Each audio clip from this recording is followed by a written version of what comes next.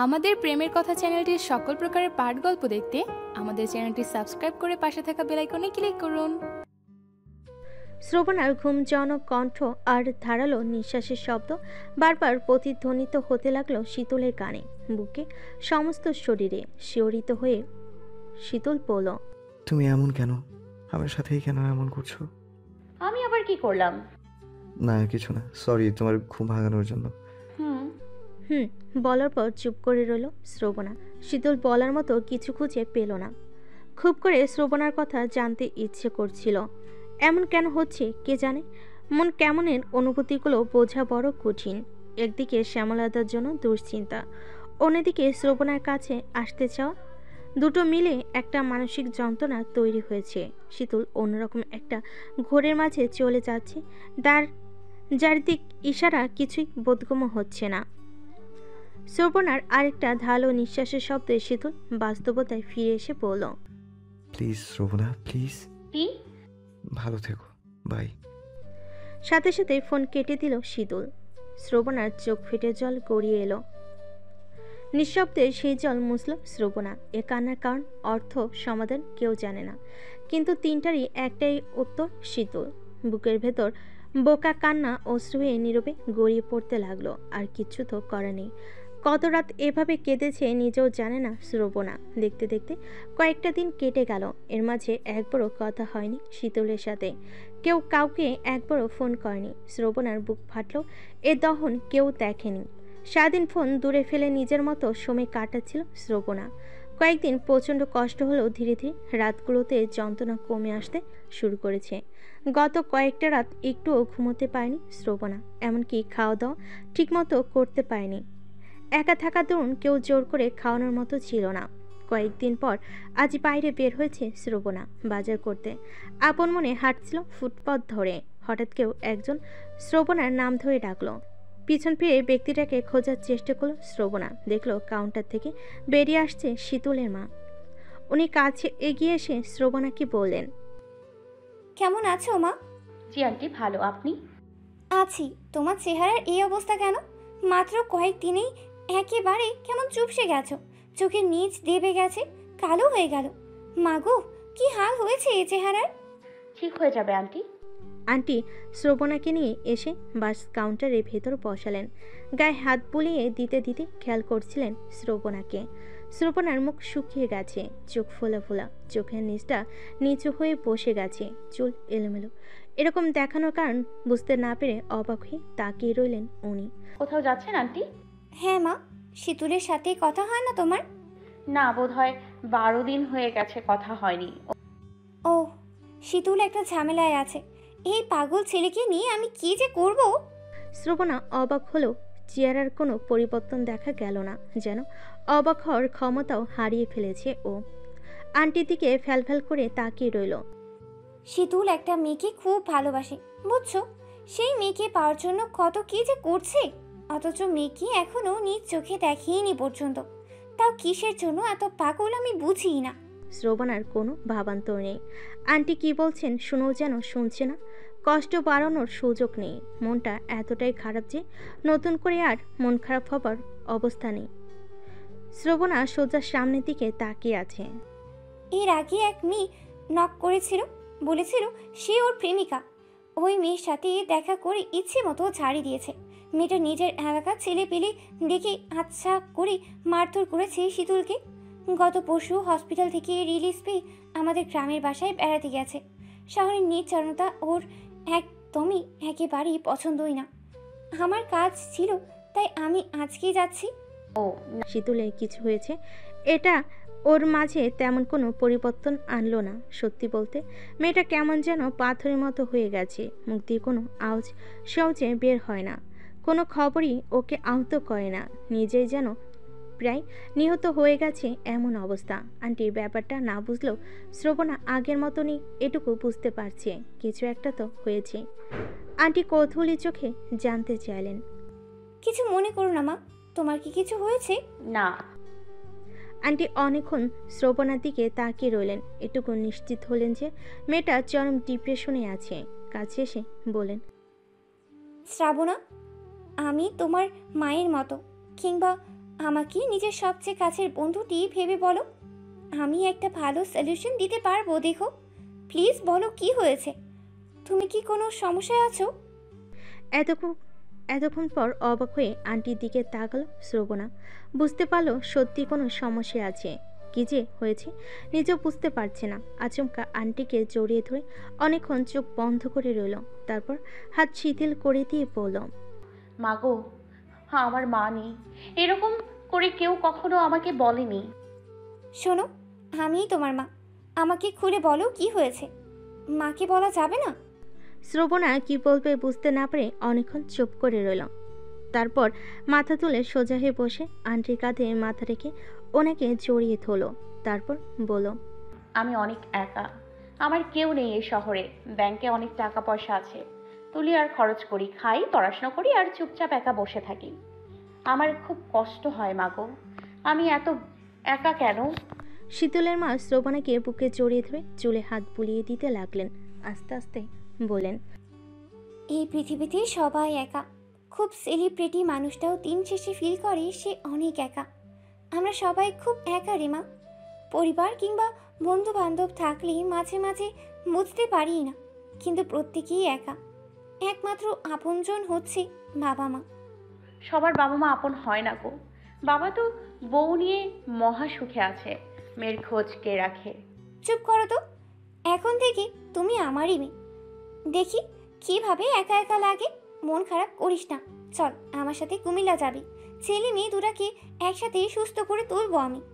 শ্রবণা অবাক হয়ে ফ্যাল করে তাকিয়ে রইল। এই মহিলাটিকে প্রথম দিনই অনেক আপন মনে হয়েছিল শ্রবণার। তার আদর স্নেহ পাওয়াটা তো শ্রবণার জন্য পরম সৌভাগ্যের বিষয়, কিন্তু এখন তো এই সৌভাগ্য কপাল সইবে না। কোনোভাবে শীতলের সামনে পড়তে চায় না শ্রবণা। শীতল ভাবে শ্রবণা শীতলকে পাওয়ার জন্য এত কিছু করছে, স্যাসা মেয়ের মতো বারবার তার কাছে ঘেঁষছে।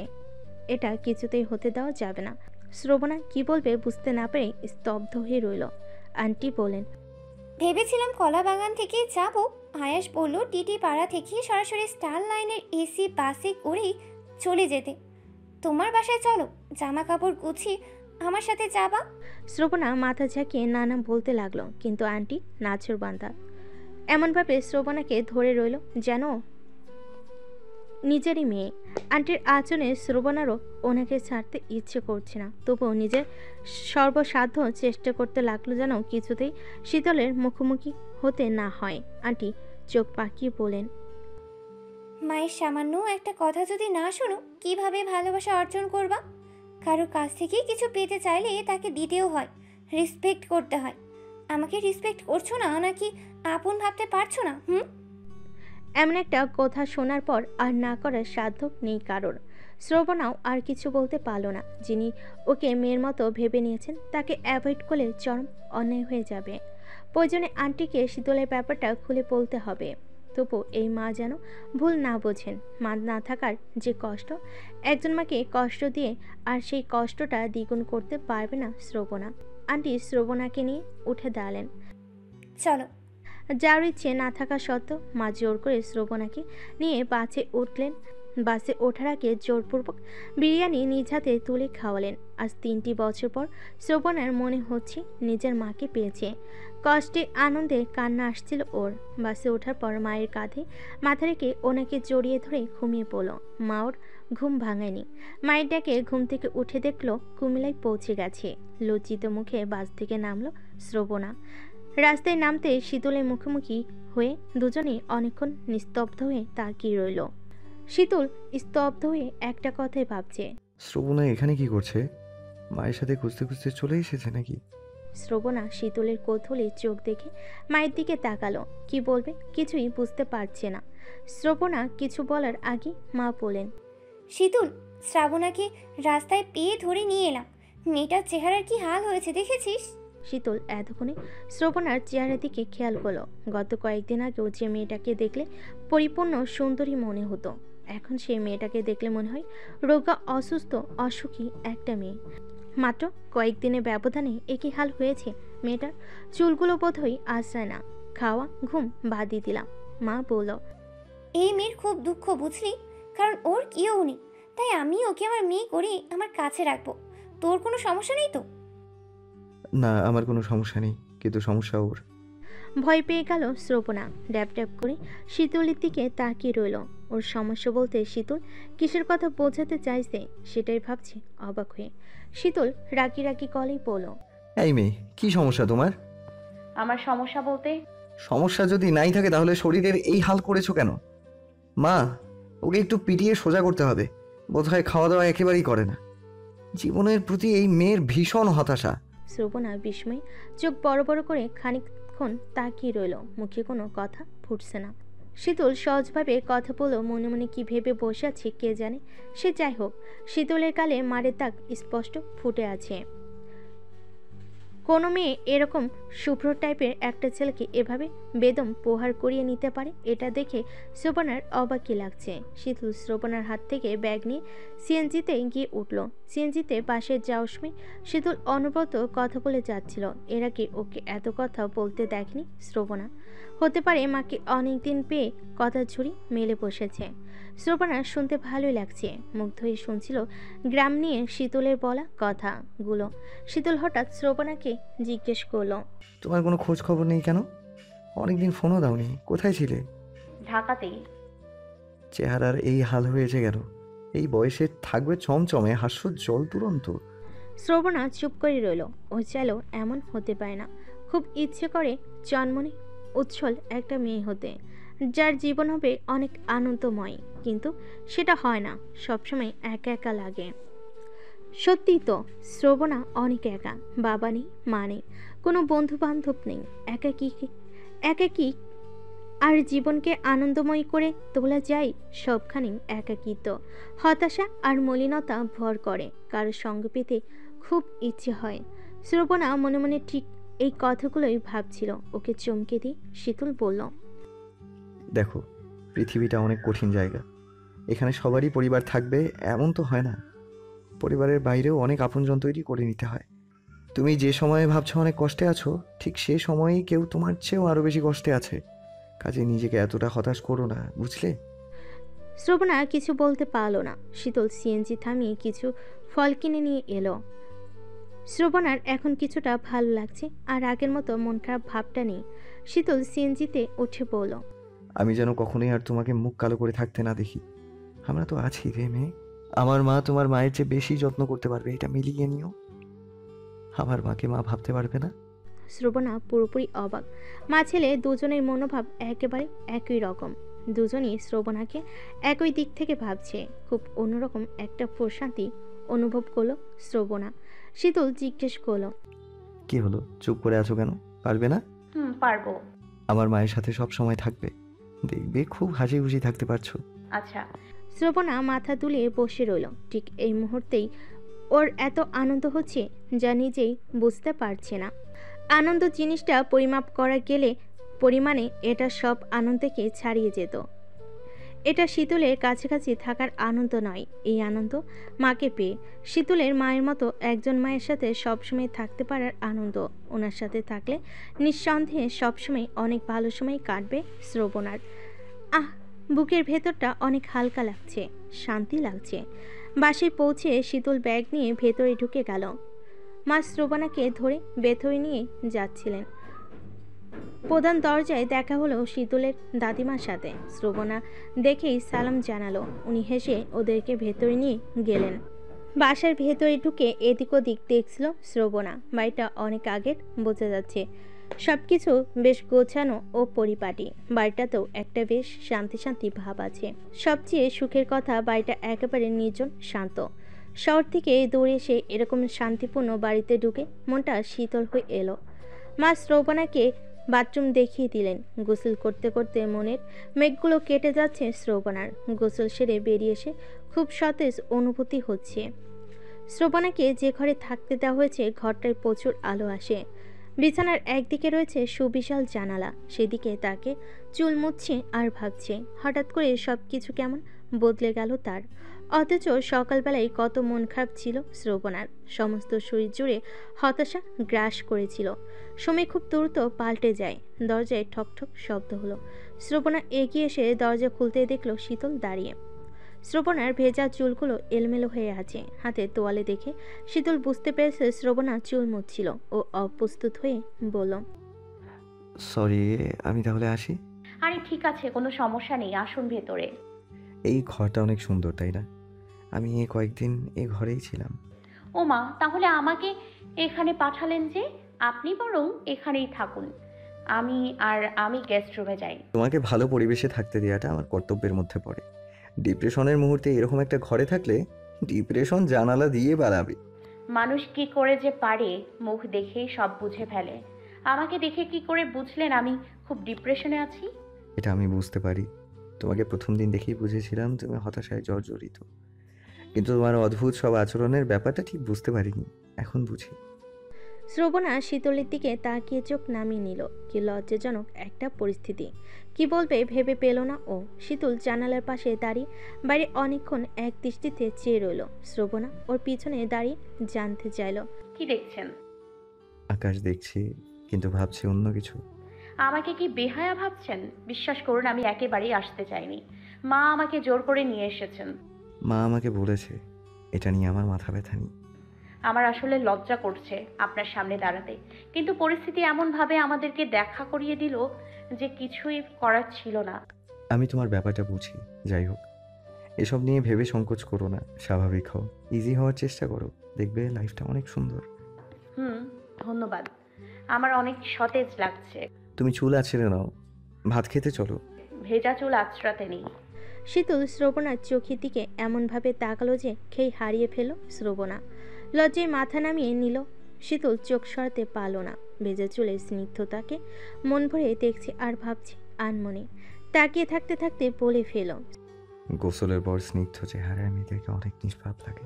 শ্রবণা মুচকি হাসল। লজ্জায় কুকরিয়ে যাচ্ছিল একেবারে। শীতল সাথে আরও যোগ করলো, পবিত্র লাগছে তোমাকে, আর অনেক মায়াবতীও। আমার একটা বড় ভুল হয়ে গেছে, একই সাথে একটা বড় দর্শনও। ঠিক বুঝলাম না কি রকম। বড় ভুলটা হচ্ছে এই ভয়ঙ্কর স্নিগ্ধতা দেখাটা আমার অন্যায় হয়েছে, আর দ্বিতীয়টা হচ্ছে এই সময় না এলে এই পবিত্র নিষ্পাপ উপলব্ধিটা আমার হতো না। শ্রবণা লজ্জে অন্যদিকে তাকালো। কিছু একটা বলে প্রসঙ্গ এড়িয়ে যেতে ইচ্ছে করছে, কিন্তু বলার মতো কিছুই খুঁজে পাচ্ছে না। পেটে আসছে তো মুখে আসছে না। শীতল ব্যাপারটা বুঝতে পেরে বলল, যাই হোক, খেতে আসো, আমি গেলাম। শীতল ঘর থেকে বেরিয়ে গেল। শ্রবণার অবাক হবার পালা। শীতলের কাছ থেকে এমন অদ্ভুত আচরণ ও কল্পনাও করেনি। ভেবেছিল শীতল হয়তো ওকে দেখলে রেগে যাবে, কিংবা ওর সাথে কথাই বলতে চাইবে না। সেখানে এরকম আচরণ ও আকাশ কুসুম কল্পনার মতো। অবশেষে ভাগ্য সুপ্রসন্ন হলো। তবে কি শীতল এই কয়েকদিনে শ্রবণাকে নিয়ে ভেবেছে? সেও কি মনে মনে চেয়েছিল শ্রবণার সাথে আচমকা দেখা হয়ে যাক? উফ, আর ভাবতে পারছে না শ্রবণা। আনন্দে উত্তেজনায় পাগল হয়ে যাচ্ছে যেন। বিছানায় শুয়ে অনেকক্ষণ চুপ করে রইল। চোখে মুখে খুশির ঝিলিক। অনেকদিন পর বুক ভরে শ্বাস নিল শ্রবণা। রাত 11টা।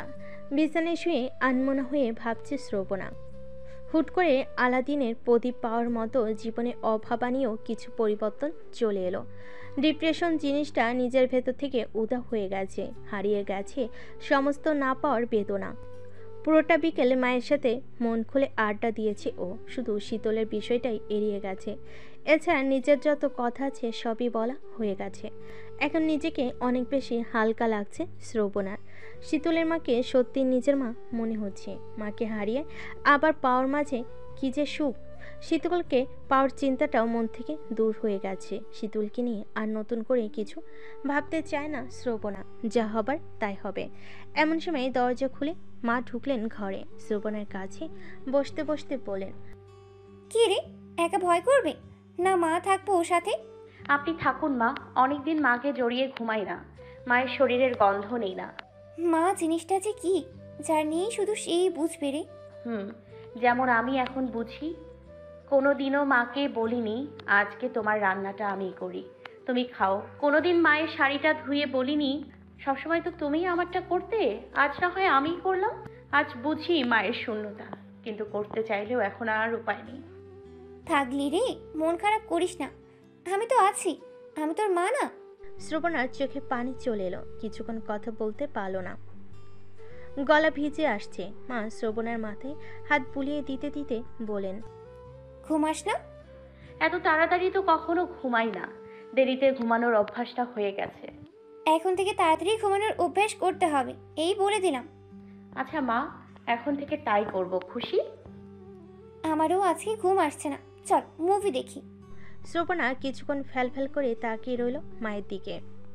মুভি দেখার কথা শুনে মায়ের কথা মনে পড়ে গেল। মা মুভি দেখতে খুবই পছন্দ করত। মাঝে মাঝে শ্রবণাকে এসে বলতো। শ্রবণা রাগ দেখিয়ে বিদায় করত। আজ মাকে বড্ড মনে পড়ে যাচ্ছে। কেউ আর এমন বায়না করবে না। ইস, মা না থাকাটা যে কি নির্মম কষ্টে। মা শ্রবণাকে নিয়ে শীতলের ঘরে চলে এলেন। শীতল ল্যাপটপে সিনেমা দেখছে আর হাসছে। শ্রবণাকে ঘরে ঢুকতে দেখে বলল, মহারানীর ঘুম নেই?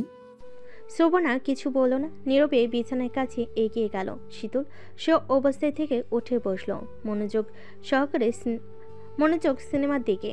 শ্রবণা নরম গলায় বলল, ফরেস্ট গাম্প মুভিটা আছে, আমার মায়ের খুব পছন্দের ছিল, আজ আমার দেখতে ইচ্ছে করছে। শীতল অবাক হয়ে শ্রবণার দিকে তাকালো। শ্রবণার চোখে মুখে কি যে মায়া এসে ভর করেছে। মাকে মনে পড়লো, বুঝি এত মায়াবী লাগে। মেয়েরা বোধহয় ছেলেদের থেকেও মাকে বেশি অনুভব করতে পারে। শীতল মাথা ঝাঁকিয়ে মুভি বের করতে করতে বলল, বাবাকে মনে পড়ে না? মনে পড়ার মতো বাবা উনি কখনোই ছিলেন না। বাবাকে ঘৃণা করো? না, বাবাকে ঘৃণা করা যায় না, তবে পছন্দ করতে পারি না। হুম, বসো, মুভি দেখো। মাঝে মাঝে নিজেকে আমার ফরেস্ট গাম্প মনে হয়। আমার গল্প শোনার কেউ নেই। ধরে একটা থাবড়া দেব, গালের সব দাঁত নড়বড়ে হয়ে যাবে, কিন্তু পড়বে না। বুঝবি কি কষ্ট। আর যদি এসব কথা বলিস ফালতু মেয়ে। শীতলের শাসন দেখে অবাক হয়ে গেল শ্রবণা। মুহূর্তেই ফিক করে হেসে ফেলল। মা শ্রবণাকে জড়িয়ে ধরে শুয়ে পড়লেন। শীতলকে বলেন, আজ তুই বসে বসে মুভি দেখবি, আমরা শুয়ে থাকবো। শীতল বিছানা থেকে উঠে চেয়ারে গিয়ে বসলো। মায়ের কথা মতো রুমের লাইট নিভিয়ে তিনজন মিলে মুভি দেখায় মনোযোগ দিল। কেউ কোনো কথা বলছে না, মাঝে মাঝে দু একটা মহান উক্তি শোনাচ্ছে। শ্রবণার মুভি ছাড়া অন্য কোনো দিকে মনোযোগ নেই। হঠাৎ শীতলের নজর আটকে গেল একটা দৃশ্যে। পুরো ঘর অন্ধকার, শুধু ল্যাপটপের সামনে শ্রবণার মুখটা আর মায়ের মুখটা আলোকিত। দুজনকেই খুব মায়াবী লাগছে। শ্রবণার চোখ কেন অজানা কারণে ছলছল করছে। নিশ্চয়ই মায়ের সাথে জড়িয়ে থাকা কোনো স্মৃতি মনে পড়ে গেছে। এই বুঝি টুপ করে গড়িয়ে পড়বে। শীতল অনেকক্ষণ চোখ সরাতে পারল না। শ্রবণার চলচল চোখের সৌন্দর্যে বোধ হয়ে রইল। অন্যরকম মায়া অনুভব করছে শ্রবণার প্রতি। মেয়েরা কাঁদলে তাদেরকে ভালো দেখায় না, কিন্তু চলচল চোখে অপূর্ব লাগে। সমস্ত মায়া যেন সেই চোখে এসে চোখের জলে আটকে আছে। শ্রবণা আচমকা চোখ ঘোরাতেই অন্ধকারে বসে থাকা শীতলের সাথে চোকাচুকি হয়ে গেল।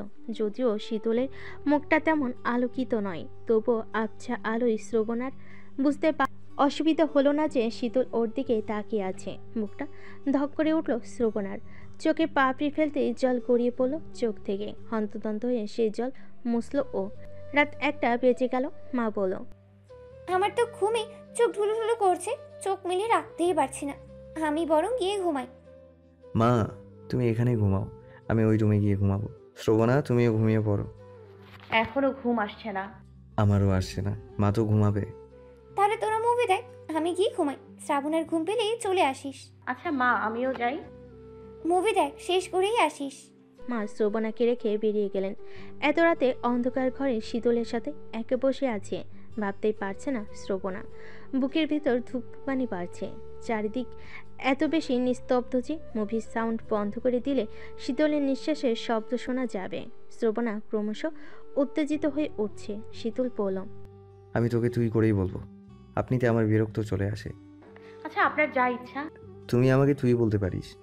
এই যা, তুমি আর তুই এক হয়ে গেছে। শ্রবণাও মুচকি হাসলো। এখন আর সিনেমার দিকে মনোযোগ নেই। শীতলের উপস্থিতি ও হৃদস্পন্দন বাড়িয়ে দিচ্ছে। কেমন যেন ছটফট লাগছে। না, এখানে আর থাকা যাবে না, কিন্তু এখানে থাকতেও ভালো লাগছে। শীতল বলল, দেখ, ডিপ্রেশন জিনিসটা আমরাই টেনে আনি। তুই জাস্ট ভাববি তুই অনেক ভালো আছিস, অন্য সবার থেকে অনেক সুখে আছিস, তাহলেই আর কোনো কিছু নিয়ে মন খারাপ হবে না। এমন অনেক মেয়ে আছে যারা এতিম, বাবা মা কেউ নেই, ওরা রাস্তায় ঘোরে আর ভিক্ষা করে, ফুল বিক্রি করে। ওদের তুলনায় তো ভালো আছিস। এসব ভাবলে আর কোনো কষ্ট হবে না দেখিস। শ্রবণা চুপ করে শুনল শীতলের কথা। এখন আর একটুও কষ্ট নেই মনে। মনে হচ্ছে সব পেয়ে গেছে।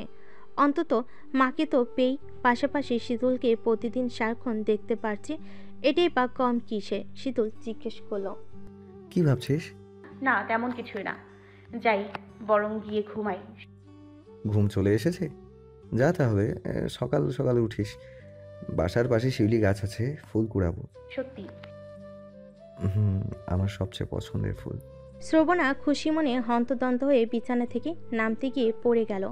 শীতল হাত ধরে টেনে তুলে বলল, দেখে চলবি না? হ্যাঁ, এখন থেকে চলবো। শ্রবণা, তোর চোখ দুটো অনেক মায়াবী রে।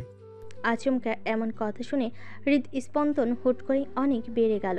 লজ্জায়, উত্তেজনায়, বিস্ময়ে এক ছুটে নিজের ঘরে চলে এলো শ্রবণা।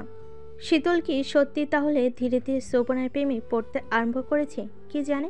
উফ, হার্টবিট হচ্ছে, খুব জোরে বিট হচ্ছে। পাখির কিচিমিচিরে রাতের নির্জনতা মিলান হয়ে এসেছে। ভোর হওয়ার আগ মুহূর্ত থেকে শত শত পাখি কানের কাছে এসে গল্প করা শুরু করেছে যেন। পাখির ডাকে শ্রবণার ঘুম ভেঙে গেল। বিছানায় ছেড়ে উঠতে উঠতে ভাবল আজকে শেফালি ফুল কুড়নোর কথা। ভাবতে ভাবতে শীতলের দরজা এসে কয়েকবার শব্দ করল শ্রবণা। দরজাটা ধাক্কা দিতে খুলে গেল। শ্রবণা ঘরে ঢুকে সবার আগে লাইট জ্বালিয়ে দিয়ে জানালার পর্দা সরিয়ে দিল। এখনও চারিদিকে ভোরের অন্ধকার দূর হয়নি। শীতল চোখ মিটমিট করে তাকালো। চোখ কষলে বলল, শুভ সকাল। শুভ সকাল। হাঁটতে যাবেন না? যাবো তো। ফ্রেশ হয়ে এসেছো?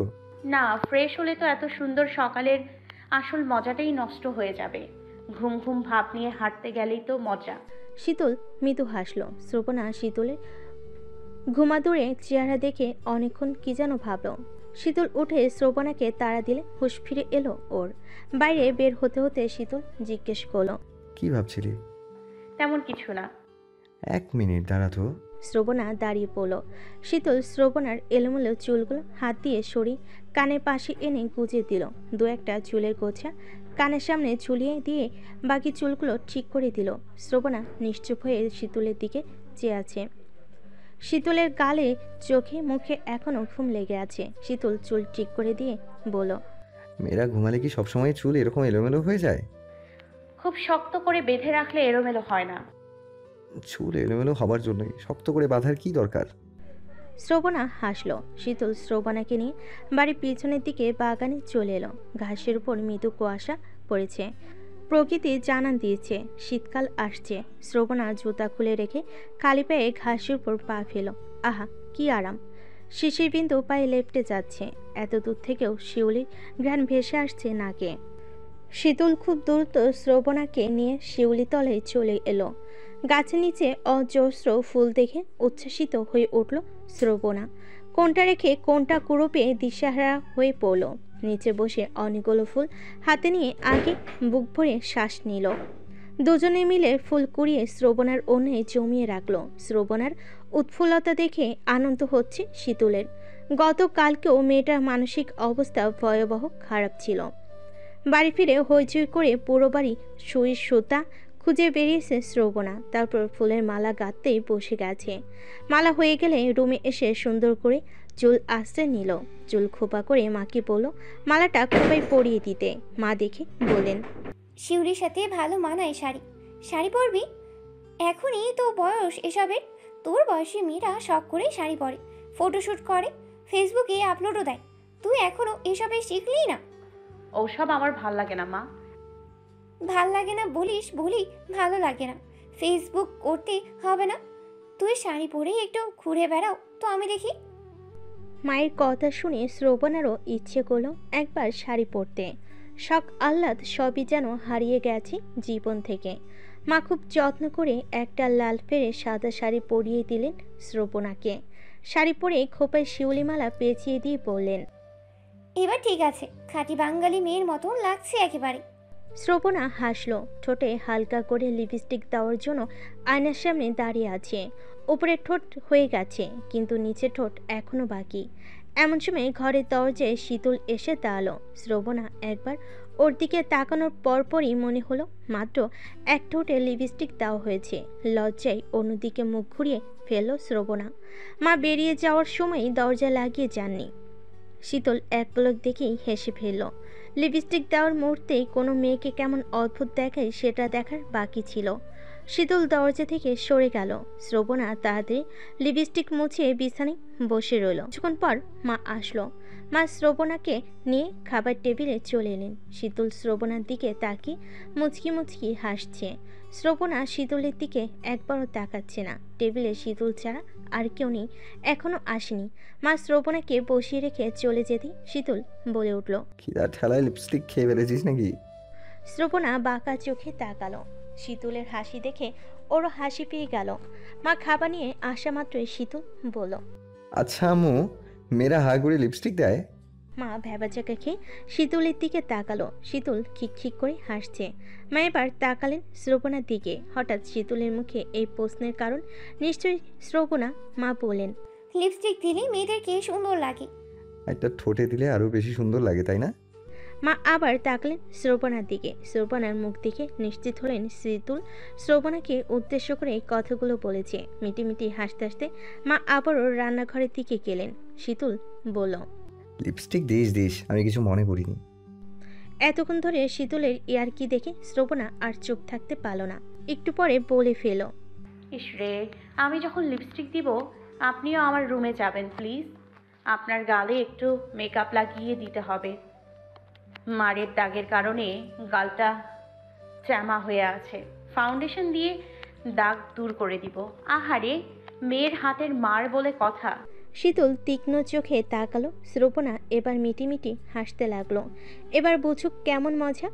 মা চলে এলেন মুহূর্তে। খাবার সাজিয়ে দাদুকে ডাকতে গেলেন। শীতল ও শ্রবণা দুজনেই চুপচাপ। শ্রবণা মুখ টিপে হেসে চলেছে। খাওয়া দাওয়ার সময়ও দুজনে কেউ কোনো কথা বলেনি। দাদু দাদি সবাই শ্রবণার শাড়ি পরার সৌন্দর্যের প্রশংসা করছিলেন। শীতল শুধু আর চোখে দেখছিল শ্রবণাকে। মা শীতল ও শ্রবণাকে নিয়ে বাড়ির বাইরে একটা টঙের উপর এসে বসলেন। শ্রবণা বসে বসে পা দোলাচ্ছে। শীতল ওর পা দোলানো দেখে ভাবছে, এই পায়ে আলতা লাগলে দারুণ লাগতো দেখতে। শ্যামলতা চেয়েছিল ওর পায়ে আলতা লাগিয়ে দিই। শ্যামলার কথা মনে হতেই একটা দীর্ঘশ্বাস ফেল শীতল। মা তার ছোটবেলার গল্প শুরু করলেন। দুজনে মিলে গল্প শুনছিল মনোযোগ দিয়ে। কিন্তু এত কিছুর মাঝে থেকেও শীতলের আর কিছু ভালো লাগছে না। কিছু না বলে বাসার দিকে চলে গেল ও। মা বুঝতে পেরেছেন শীতলের ব্যাপারটা। শ্রবণার সাথে টুকটাক কথা বলে উনিও বাসার দিকে চললেন। শীতলের রুমের দরজায় ধাক্কা দিয়ে দেখলেন শীতল উপর হয়ে শুয়ে আছে। মা কাছে এসে বলল, শীতল, মেয়েটার কথা মনে পড়ছে?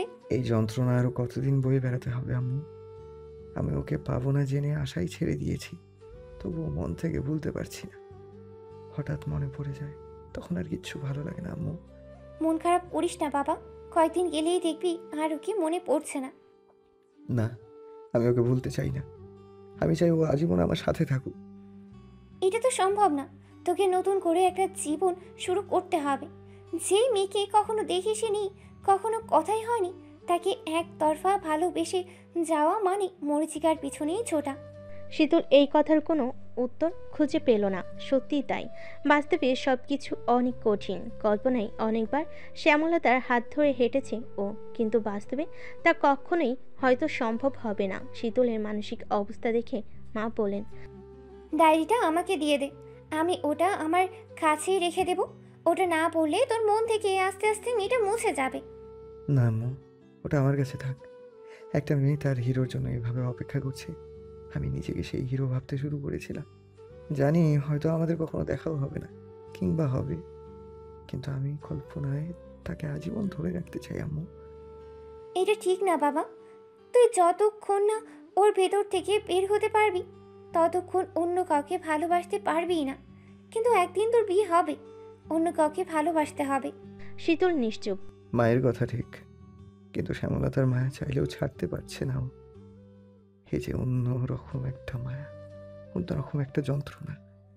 এই যন্ত্রণা থেকে পরিত্রাণ পাওয়ার কি কোনো উপায় নেই? শীতল ডায়েরি বের করে একটা পৃষ্ঠা পড়তে আরম্ভ করলো। প্রিয় অসুখ, জানো আজকে মৃদু কুয়াশা পড়েছে, হিমহিম একটা ওয়েদার। আমার কি ইচ্ছে করে জানো, এই কুয়াশা ভেজা রাতে তুমি আর আমি ল্যাম্পপোস্টের আলোয় হাঁটি। নিস্তব্ধ রাতে ল্যাম্পপোস্টগুলোকে কেমন অসহায় দেখায়, তাই না? আচ্ছা, ল্যাম্পপোস্টের কি ঠান্ডা লাগে না? মাঝে মাঝে আমার মনে হয় ওদের ঠান্ডা লাগে, আবার মাঝে মাঝে মনে হয় লাগে না। ওদের গায়ে 24 ঘন্টা ইলেকট্রিসিটি লাগানো। যখন বাতি জ্বলে ওরা গরম হয়ে থাকে। টিমটিমে হলুদ আলোয় তুমি আর আমি হাঁটবো, একটা শিরশিরে হাওয়া এসে গায়ে লাগবে, কুয়াশা পড়বে আমার মাথার ওড়নায় আর তোমার টুপিতে, তোমার চাদর কুয়াশায় ভিজে যাবে। আচ্ছা, আমরা তো চাইলে একটা চাদর দুজনে ভাগাভাগি করে নিতে পারি, কিন্তু একই চাদর দুজনে গায়ে মুড়িয়ে রাস্তায় হাঁটা যাবে তো? এতদূর পরপর শীতল আর পড়তে পারলো না, মায়ের দিকে তাকিয়ে বলল। মা, বিশ্বাস করো, আমি যেভাবে কল্পনা করি, যেভাবে সব কিছু ভেবে রেখেছি, এই মেয়ের কল্পনার সাথে হুবাহু সব মিলে গেছে। আমি ঠিক ওরকমভাবেই ওকে নিয়ে হাঁটতে চেয়েছিলাম। এভাবে ওর প্রত্যেকটা ইচ্ছার সাথে আমার দারুণ মিল গো আম্মু। আমার কেমন লাগে তুমি বলো? আসবো? পারমিশন নিতে হবে কেন? হাই মা। শ্রবণাকে ভিতরে ঢুকতে দেখে শীতল ডায়েরিটা বালিশের নিচে রাখলো। মা শীতলকে বলেন। কি রে, তারপর কি লিখেছে? পড়। এখন আর পড়বো না মা, ইচ্ছে করছে না। আমি বুঝি কোনো প্রাইভেসিতে অনৈতিকভাবে ঢুকে গেছি। আচ্ছা, আমি চলে যাচ্ছি। আরে না না, তোকে এই কথা কে বলেছে? শীতুল একটা মেয়ের চিঠি পড়ছিল। এই শীতুল, আরেকটু পড় না, শ্রাবণা শুনুক। শীতল শ্রবণার দিকে তাকালো।